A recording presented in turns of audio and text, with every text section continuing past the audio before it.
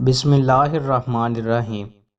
رسول اللہ صلی اللہ علیہ وآلہ وسلم نے ارشاد فرمایا، جہنم والوں میں سے سب سے ہلکا عذاب ابو طالب کو ہوگا۔ اس نے آگ کے 2 جوتے پہنے ہوں گے، ان سے اس کا دماغ کھولے گا۔ رسول اللہ صلی اللہ علیہ وآلہ وسلم نے ارشاد فرمایا، جس شخص میں 3 خصلتیں ہوں اس نے ان کے ذریعے ایمان کی لذت و حلاوت کو پا لیا، جس کو اللہ اور اس کے رسول سب سے زیادہ محبوب ہوں۔ جو شخص کسی سے محض اللہ کی رضا کی خاطر محبت کرتا ہو، اور جو شخص دوبارہ کافر بننا اس کے بعد کہ اللہ نے اسے اس سے بچا لیا ایسے ناپسند کرتا ہو جیسے وہ آگ میں ڈالا جانا ناپسند کرتا ہے۔ رسول اللہ صلی اللہ علیہ وآلہ وسلم نے ارشاد فرمایا، معصیت میں کوئی اطاعت نہیں، اطاعت تو صرف معروف شرعی امور میں ہے۔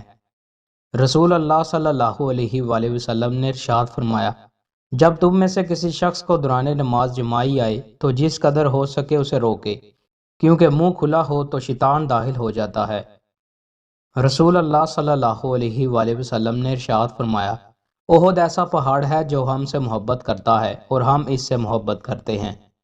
رسول اللہ صلی اللہ علیہ وآلہ وسلم نے ارشاد فرمایا، جس شخص کے ہاتھ پر چکنائی لگی ہو اور وہ اسے دھوئے بغیر سو جائے، پھر کوئی چیز اسے کاٹ لے تو وہ شخص اپنے آپ کو ہی ملامت کرے۔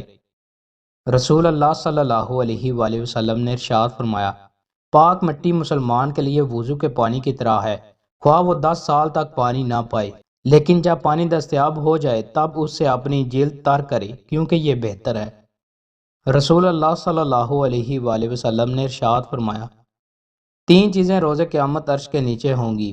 قرآن بندوں کی طرف سے جھگڑا کرے گا، اس کا ظاہر بھی ہے اور باطن بھی، اور امانت بھی، جبکہ رحم آواز دے گا، سن لو، جس نے مجھے ملایا اللہ اسے ملائے، اور جس نے مجھے قطع کیا اللہ اسے قطع کرے۔ دوستوں، مزید اچھی ویڈیوز کے لیے ہمارے چینل کو سبسکرائب لازمی کریں۔ بہت شکریہ۔